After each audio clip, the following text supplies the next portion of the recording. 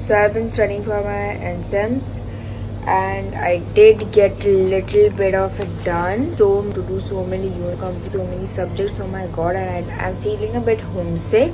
I love this, but I have never tried actually making it myself.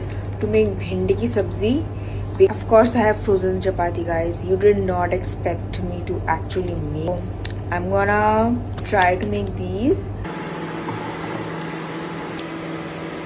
My mother does not make it spicy, but I made this super spicy. It's not fulka, it's more like tawa because I had only induction. It smells like actual roti. Because of the AC, the rotis are turning a bit hard. Like actual chapati.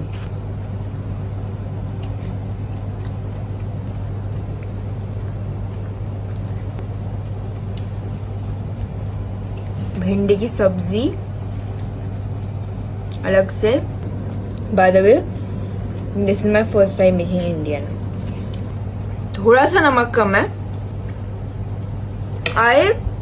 I slayed it, guys.